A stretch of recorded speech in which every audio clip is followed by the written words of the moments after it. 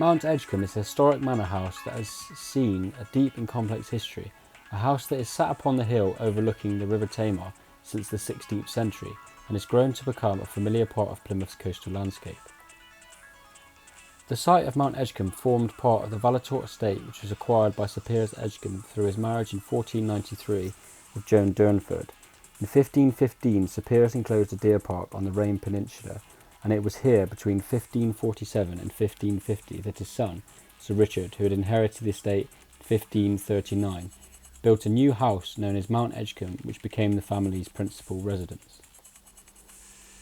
The Edgcumbe family and its home were heavily involved in state affairs throughout the 16th and 17th centuries.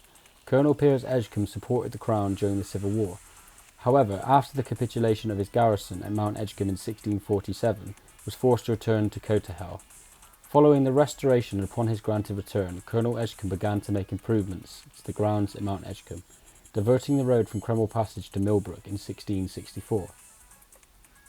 By 1739, when Thomas Baddeslade published an engraving of Mount Edgcumbe, extensive formal gardens and pleasure grounds had been laid out by the Baron Richard Edgcumbe.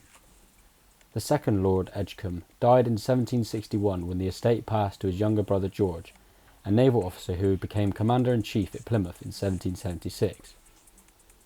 The threat of Spanish and French landings in 1779 led to the felling of large numbers of trees in the park at Cremel and Maker Heights for the construction of temporary defences. Although remote, Edgcumbe was pivotal in Plymouth's defences. This aside, the Edgcumbe family were also known for their status and connections. Notably, Lord Edgcumbe was created Viscount Valator in 1781, when he entertained King George III and Queen Charlotte at Mount Edgcumbe, and during a subsequent royal visit in 1789, he was created Earl of Mount Edgcumbe. The second Earl developed the Italian and French gardens and the pleasure grounds, and continued to develop rides and plantations in the park. This was not only a status of wealth and influence, but a display of artistic presence that was somewhat unusual for stately homes of this period. Unfortunately, the third Earl, who inherited the estate from his father in 1839, found Mount Edgcumbe increasingly inconvenient as a residence, particularly as his health began to fail due to the exposure of harsh weather conditions, and in 1855 he constructed the Winter Villa at Stonehouse on the east side of Plymouth Sound. This seemingly irrelevant event marked the largest lapse of the family's residency, and the aftermath of his temporary relocations meant that esteemed gardens and pleasure grounds grew into some disrepair. Further tragedy struck as in 1941 the interior of Mount Edgcumbe was destroyed by incendiary bombs, while in 1944 the direct Edgcumbe line failed when the fifth Earl died without issue. The title and estate passed to a cousin, Kenelm, 6th Earl, who supervised the reconstruction of the house between 1958 and 1964. The 6th Earl's only son having been killed in action in 1940 at his death in 1965. The estate passed to a cousin from the New Zealand branch of the family.